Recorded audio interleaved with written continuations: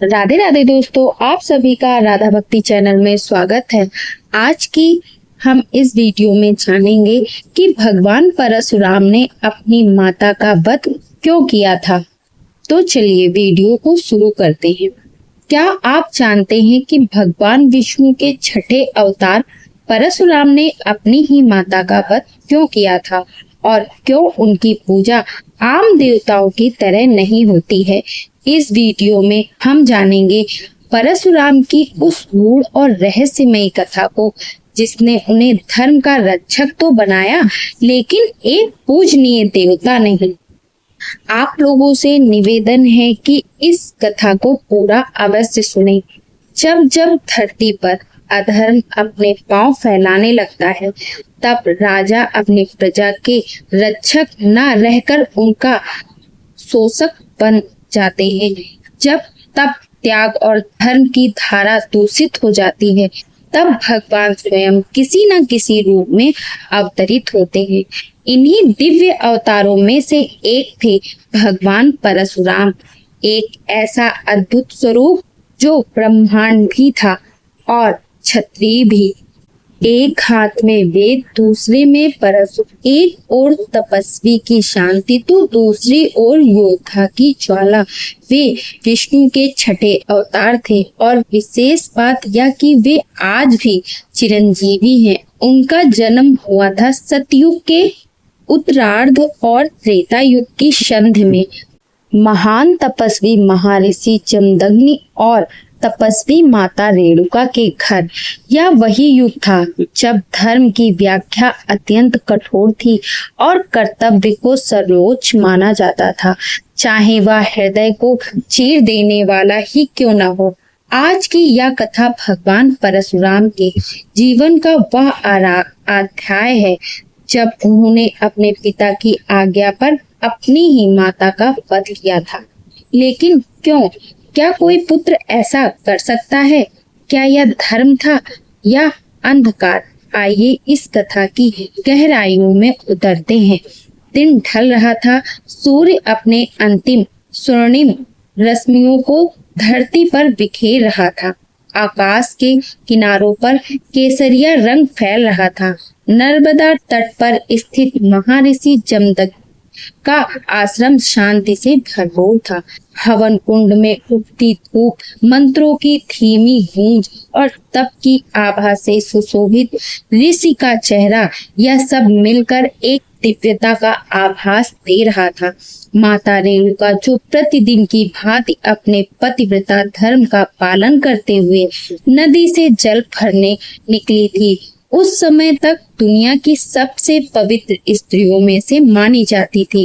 उनकी मानसिक शुद्धता इतनी प्रखर थी कि वे बिना किसी पात्र के अपने मन के तप से जल को बुला लेती थी और पात्र अपने आप भर जाता था। परंतु उस दिन जैसे ही वे नर्मदा तट के घाट पर पहुंची, उन्होंने देखा आकाश में गंधर्व राज चित्ररथ अपने अप्सराओं के संग जल क्रीड़ा कर रहा है।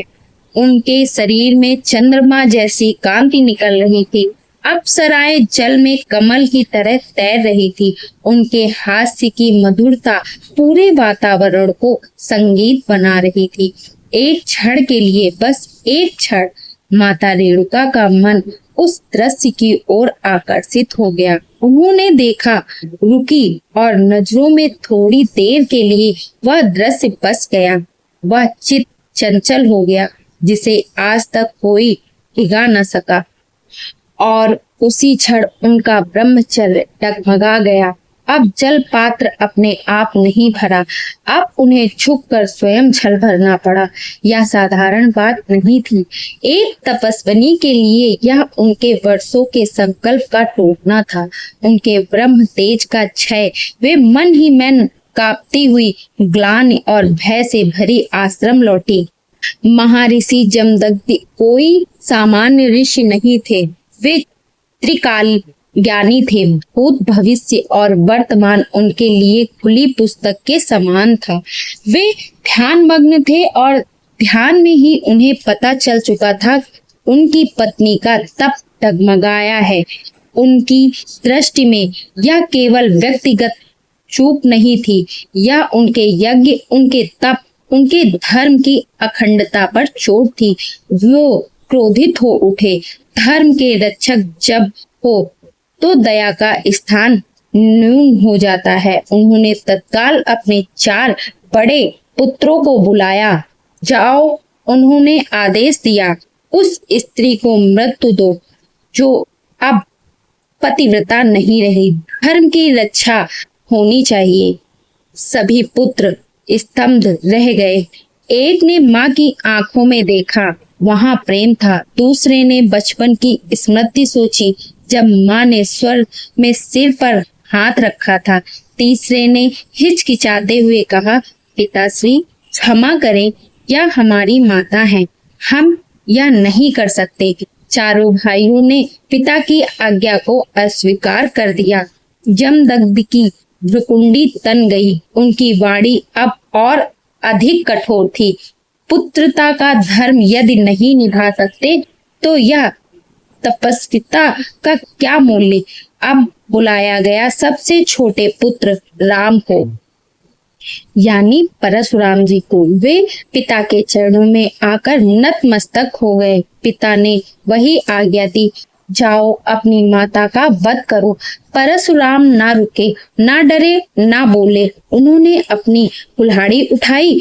वह परशु जो आगे चलकर धरती से 21 बार क्षत्रियों का नाश करेगा, माता की ओर बढ़े। माता रेणुका खड़ी थी, शांत। उनकी आंखों में आंसू नहीं थे, भय नहीं था, केवल ममता थी और विश्वास। शायद उन्हें पता था उनका पुत्र धर्म की परीक्षा में यह एक ही बार और धरती पर मौन उतर आया।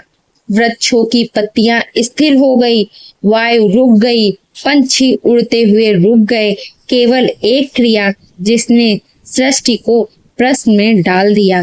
महर्षि जमदग्नि को लगा, अब मैंने एक सच्चा पुत्र पाया है। उन्होंने कहा, वत्स, मैं तुमसे अत्यंत प्रसन्न हूँ, मांग लो जो मांगना चाहते हो। परशुराम ने शांत स्वर में कहा, पिताश्री, यदि आप सच में प्रसन्न हो तो मेरी माँ को पुनर्जीवित कीजिए। मेरे उन भाइयों को क्षमा कीजिए जिन्होंने आपकी आज्ञा नहीं मानी, और हमारा परिवार वैसा ही हो जाए जैसा यह सुबह था। जमदग्नि की आंखें नम हो गईं। उन्होंने अपने तप से माता रेणुका को पुनर्जीवित कर दिया, भाइयों को क्षमा दे दी और आश्रम में फिर वही शांति लौट आई। पर अब एक गहरी अनुभूति के साथ परशुराम की यह कथा हमें केवल आदेश पालन नहीं सिखाती, यह बताती है कि कर्तव्य जब करुणा से जुड़ता है तभी वह दिव्यता प्राप्त करता है। परशुराम ने अपनी माँ को मारा पर उनके लिए जीवन मांगा। उन्होंने आज्ञा मांगी पर भाइयों की क्षमा भी मांगी। वे केवल योद्धा नहीं थे, वे धर्म और भावना के संतुलन का आदर्श करते थे। भगवान परशुराम विष्णु के 6ठे अवतार, तप, ज्ञान और युद्ध के अद्वितीय संगम, ब्रह्मांड कुल में जन्मे और क्षत्रियों के विरुद्ध परस उठाते वाले देवता थे। एक ऐसा नाम जो भारतीय इतिहास में वीरता, तपस्या और न्याय का प्रतीक है। वे एकमात्र ऐसे अवतार हैं जो चिरंजीवी अर्थात आज भी जीवित माने जाते हैं। उन्होंने भीष्म, कर्ण और द्रोणाचार्य जैसे योद्धाओं को शस्त्र विद्या सिखाई, 21 बार पृथ्वी को अत्याचारी क्षत्रियों से मुक्त किया और धर्म की रक्षा हेतु संहार का मार्ग अपनाया। फिर भी एक अत्यंत रोचक और विचारणीय तथ्य यह है कि उनके जैसे महान, जीवित और शक्तिशाली अवतार की पूजा व्यापक रूप से नहीं होती।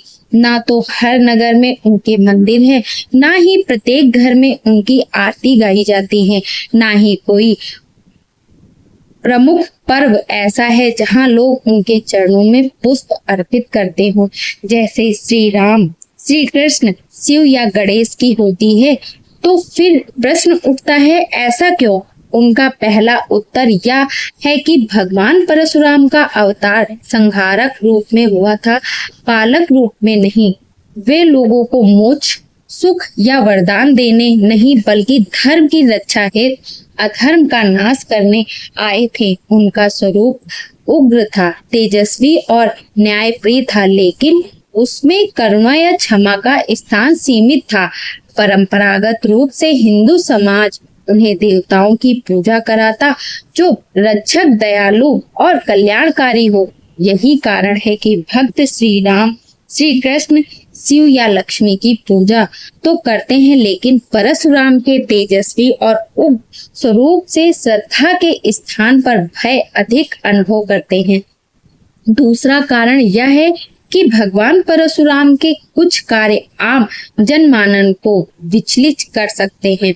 उन्होंने अपनी माता रेणुका का वध किया, भले ही यह उनके पिता की आज्ञा और धर्म का परीक्षण का भाग था, पर एक पुत्र का अपनी मां को मारना भक्तों के हृदय में स्थान नहीं बना पाता। उन्होंने 21 बार क्षत्रियों का संहार किया। यह उनके धर्म के प्रति समर्पण का प्रतीक था, लेकिन क्षत्रिय समाज के लिए यह उनकी अपेक्षा का कारण भी बन गया। उन्होंने कर्ण को श्राप दिया, भीष्म से युद्ध किया। उनके कारण वे एक कठोर अड़िक अवतार के रूप में देखे जाते हैं, न कि करुणामयी आराध्य के रूप में। तीसरा कारण यह है कि भगवान परशुराम आज भी जीवित माने जाते हैं। वे चिरंजीवी हैं।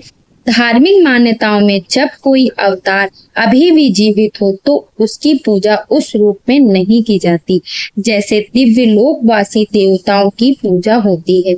परंपरागत रूप से पूजा उन्हीं की होती है जिनका शरीर त्याग कर जाना या दिव्य रूप से स्थित होना प्रमाणित हो। यही कारण है कि वे पूजनीय तो हैं पर आराध्य नहीं।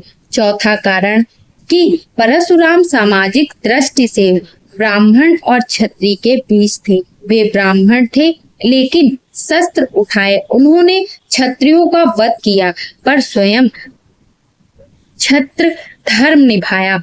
इस कारण वे पारंपरिक सामाजिक वर्गों की परिभाषाओं में नहीं समा पाए। ब्राह्मणों को वे योद्धा लगे और क्षत्रियों को वो प्रतिद्वंदी। इस विभाजन के कारण वे व्यापक पूजा पद्धतियों में उपेक्षित रह गए। पांचवा और सबसे गहन कारण यह है कि परशुराम को पूज्य से अधिक आदर्श माना गया है। समाज ने उन्हें एक ऐसे योद्धा और तपस्वी के रूप में देखा जिनसे प्रेरणा ली जा सकती है, जिनके शौर्य और धर्म निष्ठा का अनुकरण किया जा सकता है, लेकिन पूजा में उनका स्थान बन नहीं पाया। वे आराधना नहीं, आत्मबल और संघर्ष के प्रतीक बने। इसलिए उनके नाम में से विद्यालय, संगठन, समाज और जयंती तो मनाई जाती है, परंतु नियमित पूजा नहीं होती। फिर भी यह कहना भी उचित नहीं होगा कि परशुराम की पूजा बिल्कुल नहीं होती। कुछ क्षेत्रों में जैसे हरियाणा, मध्य प्रदेश, बिहार और उत्तर भारत के कुछ हिस्सों में उनके मंदिर हैं। परशुराम जयंती के दिन शोभा यात्रा, हवन और शस्त्र पूजन जैसे कार्यक्रम होते हैं। धीरे धीरे नई पीढ़ी में उनके प्रति गर्व और सम्मान बढ़ रहा है। युवा उन्हें ब्राह्मणों के गौरव, न्याय के प्रतीक और आत्मरक्षा के आदर्श रूप में देख रहे हैं। परशुराम की पूजा न होने के पीछे कोई एक कारण नहीं, बल्कि एक सांस्कृतिक, धार्मिक और भावनात्मक संयोग है। वे आराध्य नहीं पर आदर्श हैं। वे देवता नहीं लेकिन धर्म रक्षक हैं। वे पूजा नहीं बल्कि स्मरण और प्रेरणा के पात्र हैं। और जब जब कोई अन्याय के विरुद्ध अकेला खड़ा होता है, जब कोई निर्भय होकर धर्म की रक्षा हेतु परश उठाता है, तब तब वह परशुराम के मार्ग पर ही चलता है। हर साल वैशाख माह के शुक्ल पक्ष की तृतीया तिथि को परशुराम जयंती मनाई जाती है। हिंदू धर्म की मान्यताओं के अनुसार भगवान शिव के परम भक्त कहे जाने वाले परशुराम भगवान विष्णु के 6वें अवतार हैं। भगवान विष्णु ने पापी, विनाशकारी और अधर्मी राजाओं का विनाश कर पृथ्वी का भार हरने के लिए परशुराम के रूप में 6वां अवतार लिया था। ऐसी मान्यता है कि परशुराम का जन्म प्रदोष काल में हुआ था, इसलिए जिस दिन प्रदोष काल की 7 तृतीया तिथि होती है उस दिन परशुराम जयंती मनाई जाती है। रामायण के अनुसार माता सीता व भगवान राम के विवाह समारोह में परशुराम जी का आगमन हुआ था। भगवान विष्णु के 7वें अवतार श्री राम जी से उनकी भेंट हुई थी। परशुराम जी को भगवान विष्णु का उग्र अवतार माना जाता है। ऐसे में उनकी पूजा करने से साधक को बहुत अधिक ऊर्जा प्राप्त होती है। एक सामान्य व्यक्ति के लिए इस ऊर्जा को ग्रहण करना व नियंत्रित करना आसान नहीं होगा। परशुराम जी की आराधना उन लोगों के लिए शुभ मानी गई है जो साहसी कार्यों से जुड़े हैं। परशुराम का अस्त्र। परशुराम जी भगवान शिव के परम भक्त थे। भगवान शिव ने उन्हें प्रसन्न होकर परशुराम का अस्त्र प्रदान किया था, जिसके कारण उनका नाम परशुराम पड़ा। परशुराम जी ने भगवान शिव के अलावा ऋषि विश्वामित्र और ऋषि। तो दोस्तों, आज की कथा ये कैसी लगी? अगर जो आज की कथा आप लोगों को पसंद आई हो तो अपने इस चैनल को लाइक, सब्सक्राइब, शेयर जरूर करें और कमेंट बॉक्स में राधे राधे लिखना ना भूलें।